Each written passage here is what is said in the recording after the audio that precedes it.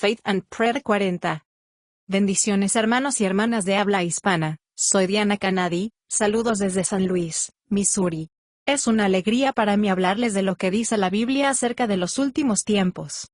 Espero que esta lección sea de inspiración y motivación para su vida, a fin de que usted como hijo de Dios, madure en su fe y sea de bendición en su casa, su iglesia y comunidad. Oremos. Padre del cielo, te pido humildemente en el nombre de Jesús, que toques con tu Espíritu Santo el corazón de mis oyentes, y que ellos puedan prepararse para poder sobrellevar los tiempos duros y difíciles del fin. Amén. Fe y oración. En la semana pasada, hablamos sobre la oración, y la importancia de aprender a alabar y agradecer a Dios en todo momento, en todo y por todo. Primera de Tesalonicenses 5:18 y Efesios 5:20. Revisamos varios pasajes de la Biblia que nos exhortándonos a agradecer y alabar a Dios, orar sin cesar. Primera de Tesalonicenses 5:17, Romanos 12:12. Repasemos un poquito. Debemos entender que la oración es solo para pedir cosas a Dios, es una comunicación con Dios, es hablar con Dios. A través de la oración expresamos nuestra reverencia, amor por Dios y nuestra continua dependencia a Él en todo. Alabar y agradecer a Dios continuamente nos ayuda a orar o hablar con Él sin cesar. Cuando nosotros alabamos y damos gracias a Dios, le decimos que Él es maravilloso, y le agradecemos por todo lo que Él ha hecho, hace y hará por nosotros. Estar en comunión con Él, es decirle todo lo que nos pasa. Jesús dijo a sus seguidores que debíamos orar siempre y perseverar en la oración. Lucas 18:1. Y cuando sus discípulos le pidieron que les enseñara a orar, Jesús les dio lo que llamamos la oración del Señor, el Padre Nuestro. Esta oración nos da un patrón para la oración, para orar palabra por palabra. En esta oración Jesús aseguró a sus seguidores que nuestro Padre Celestial sabe lo que necesitamos antes preguntamos, pero que deberíamos decirle las cosas de todos modos. Mateo 6:8, Mateo 6 del 9 al 13. En el contexto de esta oración, el Señor nos aseguró que, si nuestro Padre cuida de los pájaros y de las flores, nos cuida a nosotros también, porque nosotros somos más que las flores y los pájaros, que el secreto de nuestro cuidado es buscar su reino. Mateo 6:25. Jesús instruyó a sus seguidores a seguir pidiendo, seguir buscando y seguir llamando, confiando en la fidelidad de Dios. Él da buenos regalos a sus hijos. Como Padre, no solo suple nuestras necesidades físicas, sino también nuestras necesidades espirituales. Él nos da paz y gozo para vivir, y fe para enfrentar los desafíos de la vida. Mateo 7 del 7 al 11, Lucas 11 del 9 al 13. El apóstol Pablo, algunos requisitos para usar en nuestro estudio bíblico: la oración, la acción de gracias y la alabanza a Dios, para usarlo como ejemplo cuando estamos pasando circunstancias difíciles. Romanos 12:12, Efesios 5:20, Primera de Tesalonicenses 16:18, Hechos 19:25. También tenemos un registro de algunas de las oraciones que hizo Pablo, un testigo ocular de Jesús, quien le enseñó personalmente el mensaje que Pablo predicó. Gálatas 1:11 y 12. Pablo sabía acerca del Padre Nuestro, estaba muy familiarizado con este modelo de oración. Pablo escribió documentos del Nuevo Testamento más que cualquier otro autor, 14 de las 21 epístolas. Las epístolas son cartas escritas a los cristianos que llegaron a la fe en Jesús, después de la resurrección, bajo el ministerio de los apóstoles. Estas epístolas fueron escritas para explicar lo que nosotros podemos lograr por la muerte y resurrección de Jesús, y para enseñar a los cristianos cómo deben actuar y responder a las preguntas y problemas que había entre los primeros creyentes. Muchas de las epístolas de Pablo fueron escritas a personas a las que él mismo llevó a la fe de Jesús. Ellos se convirtieron para él en seres muy queridos, por eso oraba por ellos con regularidad. En algunos de sus epístolas Pablo registró cómo oraba. Estas son buenas oraciones para usarlo como ejemplo para orar por los demás. En Colosenses 1 del 9 al 12, dice que debemos pedir que Dios nos llene de sabiduría, y seamos llenos del conocimiento de su voluntad con toda sabiduría e inteligencia espiritual, para que andemos como es digno del Señor, agradándole en todo, llevando fruto de toda buena obra y creciendo en el conocimiento de Dios. En Efesios 1 del 16 al 19, dice, 1:2.16-19, nunca he dejado de agradecer a Dios por usted, oro constantemente, pidiéndole a Dios, el Padre glorioso de nuestro Señor Jesucristo, para que les dé sabiduría y entendimiento espiritual, para que crezcan en tu conocimiento de Dios. Oro para que vuestros corazones se inunden de luz, y puedan comprender el maravilloso futuro que ha prometido a aquellos a quienes llamó, porque quiero que se den cuenta qué herencia tan rica y gloriosa nos ha dado a su pueblo. Oro para que entendamos y podamos comprender la increíble grandeza de su poder para nosotros, los que creemos en Él, el que tiene poder y levantó a Cristo de entre los muertos. En Efesios 3 del 14 al 16, dice: Cuando pienso en la sabiduría y el alcance del plan de Dios, me arrodillo y oro para el Padre, el Creador de todo lo que hay en el cielo y en la tierra, rogando que, desde su glorioso recursos ilimitados, Él les dé la poderosa fuerza interior por su Espíritu Santo. Notemos algunos temas comunes en estas oraciones. Pablo oró para que aumentaran su conocimiento de Dios y su propósito y futuro para ellos. Pablo declaró el propósito de Dios en Romanos 8:28-29. Oro para que seamos conforme a la imagen de Cristo. Afirmó que tenemos un futuro, que hay vida después de esta vida. En Romanos 8:18, oró para que dieran frutos semejantes a los de Cristo, y que Él se glorificara en sus vidas. Oró para que comprendiéramos la grandeza de su poder en nosotros, y fuéramos fortalecidos interiormente por su poder para afrontar esta vida con alegría. Notemos, que no se trata de hacer de esta vida el fin de nuestra existencia, o de ser de bendición para que otros cumplan su destino. No se trata de solucionar todos los problemas o de tener una vida próspera y feliz, se trata de orar y tener comunión con Dios. Cuando tenemos una visión muy limitada de la oración, para nosotros la oración solo significa pedirle a Dios todo lo que necesitamos, que arregle nuestras circunstancias y detenga nuestros problemas. La mayoría de los problemas de la vida no se pueden solucionar o cambiar fácilmente, de la noche a la mañana. Los problemas son como las montañas, que no pueden ser removidas. Tenemos que aprender a lidiar con las montañas mediante la oración, la alabanza y la acción de gracias hasta que sean removidas y desaparezcan.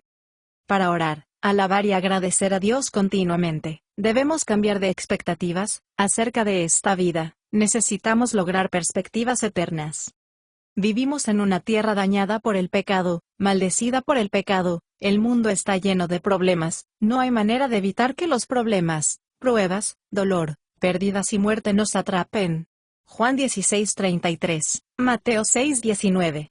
Dios es capaz de usar las duras realidades de la vida en este mundo caído para que sirvan a su propósito final, recuperar su familia, sus hijos e hijas y sean transformados conforme al carácter de Jesús. Romanos 8:28 y 29, Efesios 1 del 9 al 11. Hay más en la vida que esta vida. En esta tierra solo estamos de paso. Todo lo mejor está por venir, primero en el cielo presente, y luego en esta tierra eterna, una vez que esté renovada y restaurada con la segunda venida de Jesús. Apocalipsis 21:22. En el contexto de las muchas pruebas que enfrentó en su vida, Pablo escribió estas palabras: nuestros problemas actuales son bastante pequeños y no durarán mucho. Sin embargo, producen para nosotros una gran gloria inconmensurable que durará para siempre. Entonces, no miramos los problemas que podemos ver ahora mismo, más bien esperamos con ansias lo que aún no hemos visto. Por los problemas que vemos pronto terminará, pero las alegrías venideras durarán para siempre. Segunda de Corintios 4 del 17 al 18. Nada de esto significa que no podamos hacer peticiones concretas a Dios y esperar su ayuda en esta vida. Necesitamos un trabajo, salir de una mala situación, sabiduría, finanzas, salud, que no podemos dictar en detalles, cómo, cuándo y dónde. Pablo también hizo la siguiente declaración acerca de la oración. En Filipenses 4 del 6 al 7, dice: por nada estéis afanosos, sino sean conocidas nuestras peticiones delante de Dios en toda oración y ruego, con acción de gracias, y la paz de Dios, que sobrepasa a todo entendimiento, guarda vuestros corazones y vuestros pensamientos en Cristo Jesús. La oración comienza con Dios, su gloria, su reino, su voluntad. Cuando expresamos nuestra confianza en Dios, quien, como buen Padre, obrará en nuestra situación y hará lo mejor para su gloria y nuestro bien. Muchas de las enseñanzas populares de hoy en día, la oración está centrada en el hombre, y no en Dios. Muchos enseñan técnicas de lo que debemos hacer para que nuestras oraciones sean respondidas de la manera que queremos. Se trata de nosotros y nuestra fe, más que de la grandeza y majestad de Dios, su bondad y fidelidad. Posiblemente, estés pensando, ¿no dice la Biblia que usando nuestra fe podemos mover montañas, marchitar las higueras, y que podemos tener todo lo que decimos, si creemos sin tener que verlo?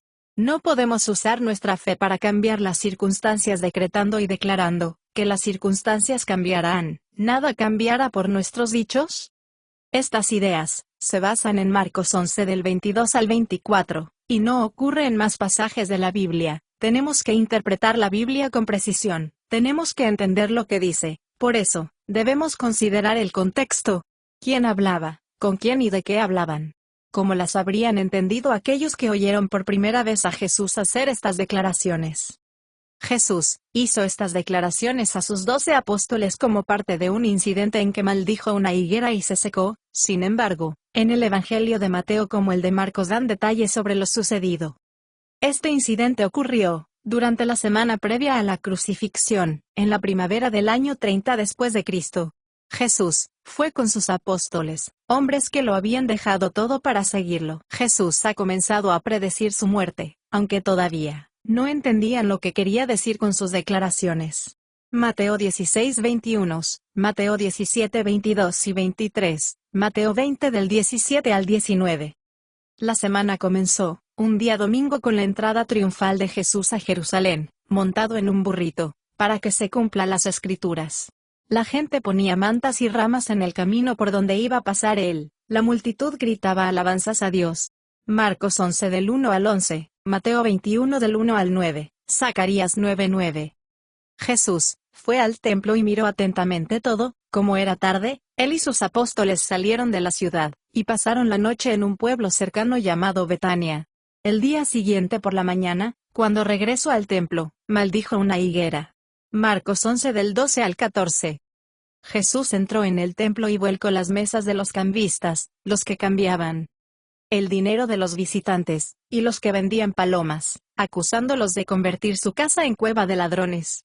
Isaías 56:7, Marcos 11 del 15 al 17. Jesús también curó a cojos y ciegos en el templo, y los principales sacerdotes y los escribas se indignaron porque todos, incluidos los niños, alababan a Jesús, gritando que era el Hijo de David, el Mesías. El clero religioso hizo planes para matar a Jesús. Mateo 21 del 14 al 16, Marcos 11:18. Jesús no pasó la noche en Jerusalén. Él y sus hombres volvieron a Betania. Al día siguiente, al pasar junto a la higuera, los apóstoles notaron que se había secado desde las raíces. Marcos 11 del 20 al 21. Porque Jesús maldijo a la higuera y declaró que nunca más daría fruto. Jesús se acercó al árbol porque tenía hambre y el árbol tenía hojas, pero no frutos. Jesús esperaba que hubiera frutos. Un árbol que parecía tener frutos, pero no tenía era conocido como árbol, estéril o hipócrita. Esta acusación que Jesús hizo contra los líderes religiosos durante su ministerio de hipócrita. Mateo 23. Los árboles que no dan fruto, era un tema de su predicación de las enseñanzas de Jesús, comenzando con Juan el Bautista. Mateo 3:7 al 10, Lucas 13 del 6 al 9, Juan 15 del 2 al 6. Maldecir a la higuera era típico de lo que le iba a pasar a Israel porque rechazó a su Mesías. En el año 70 después de Cristo, fueron conquistados por los romanos y destruidos. Este es el contexto en el que Jesús hace su declaración: tened fe en Dios, porque de verdad os digo, cualquiera que diga a este monte, déjate llevar y échate al mar, y no duda en su corazón, sino cree que lo que dice se cumplirá, le será hecho. Por eso os digo, cualquier cosa que queráis pide en oración, cree que lo has recibido, y será tuyo. Marcos 11 del 22 al 24. Esta no es una afirmación general, que debemos aferrarse para hacer que las cosas cambien. Las cosas no cambiarán, ni las circunstancias. Sin embargo, Jesús nos dio la promesa, que lo que pedimos recibimos. Una vez más, que entendemos este contexto, nos daremos cuenta, como muchos hombres han dejado todo para seguir a Jesús, a pesar de que Él les dijo, que serían odiados, perseguidos, amenazados y arrestados por predicarles su nombre y su evangelio. Mateo 10 del 19 al 30. En esta parte crítica del ministerio de Jesús, la razón por la que vino a la tierra, no tiene sentido, Si nosotros podríamos decretar y ordenar las cosas, los apóstoles y no declararon nada. Ellos clamaron siempre a Dios en oración, pidiendo lo que querían, a pesar de las dificultades. Dentro de 2 días Jesús y sus hombres celebrarán juntos su última Pascua. El Evangelio de Juan nos da un relato detallado de las palabras de Jesús. Estaban destinados a prepararse para su despedida. Él se iba, y en su ausencia, el Padre enviarían al Espíritu Santo para ayudarlos. Juan 13:17. Jesús pasó 3 años enseñándoles que tienen un Padre Celestial que cuidará de a ellos, pero que deberían tener fe en Dios para enfrentar los problemas, que nada es imposible, ni demasiado grande para Él. Jesús les había hablado previamente sobre la fe que mueve montañas, en el contexto del ministerio. A 1 año antes, cuando no podían expulsar al demonio, Jesús dijo a sus apóstoles: si tenéis la fe como un grano de mostaza podrás mover montañas. Mateo 17 del 14 al 20. La fe como la semilla de mostaza no se refiere al tamaño o tipo de tu fe, es el objeto de tu fe en Dios Todopoderoso, que es fiel y no nos puede fallar. Si nuestra confianza es en Dios, Él siempre nos sacará adelante. Esta es una de las razones por las que hablamos tanto, de que Jesús vino a este mundo. ¿Cómo usted creer de Jesús? El propósito al venir a la tierra, depende de cómo lo interpretamos. Marcos 11 del 23 al 24. Si creemos que Él vino a darnos vida abundante, entonces veremos esta promesa para conseguir la vida como deseamos, el auto que deseamos y la manera de deshacernos de los problemas. Jesús no murió para cambiar el rumbo de tu vida en esta vida, Él murió para que nos acercáramos a Dios y tuviéramos vida eterna. Segunda de Corintios 5:15, Él murió para abrirnos el camino para que seamos transformados en unos hijos o unas hijas como Él en carácter y santidad de Cristo. Romanos 8:29, Segunda de Corintios 3:18, Él murió para abrir el camino para que volvamos a Dios, y nos libremos de este mundo malvado, y de su poder engañoso y terrible. Primera de Pedro 3:18, Juan 16:33. Jesús, durante su ministerio de 3 años, nos dejó claro que los hijos e hijas de Dios tienen prioridades y perspectivas eternas, diferentes a la de los impíos y mundanos que no pertenecen a Dios, que nuestras oraciones deben reflejar nuestras prioridades. Venga tu reino, hágase tu voluntad en la tierra, tal como se hace en el cielo. Mateo 6 del 9 al 13, Mateo 6 de 19 al 21, Mateo 6 del 31 al 33. Cuando comprendemos estas cosas, entonces, veremos este versículo como una promesa. Si queremos estar totalmente comprometido para hacer la voluntad de Dios, Él te ayudará sin importar lo pases, a encontrar la salida, si buscas primero su reino y su justicia. Tenemos más que decir la próxima semana, pero, antes de culminar, volvamos a Pablo, quien no estuvo presente cuando ocurrió el incidente con la higuera, pero se habría enterado por los demás apóstoles. Cuando leemos los relatos bíblicos del ministerio de Pablo, podemos ver que, en sus oraciones, no movía montañas, ni marchitaba higueras, él no cambiaba las circunstancias decretando, él aceptaba las cosas como son. Cuando Pablo fue llevado prisionero a Roma, y el barco que se hundió por causa de una tormenta, Pablo no decretó nada, el oro y la tripulación se salvó. Dios sacó a Pablo y a los demás del peligro de las circunstancias terribles y todos fueron salvas. Hechos 27 del 1 al 28, y del 1 al 6. Recordemos el testimonio de Pablo en la cárcel. En el tiempo de la ejecución, él dijo: para todo tengo fuerzas en Cristo que me da poder, para soportar, estoy listo para cualquier cosa, a través de aquel que me infunde fuerza interior. Filipenses 4:12. Acerca de la persecución, el hambre, frío, peligro y amenaza de muerte, Pablo escribió que, en todas estas cosas, somos más que vencedores por medio de aquel que nos amó. Romanos 8 del 35 al 37. No tenemos un cheque en blanco de Dios, para cumplir nuestros sueños y librarse de los problemas y correr al enemigo. Nuestro único recurso, es la oración, porque nos ayuda, nos conforta hasta recibir su ayuda, paz, fortaleza y gozo para afrontar cualquier cosa que la vida nos presente. Bendiciones. Diana.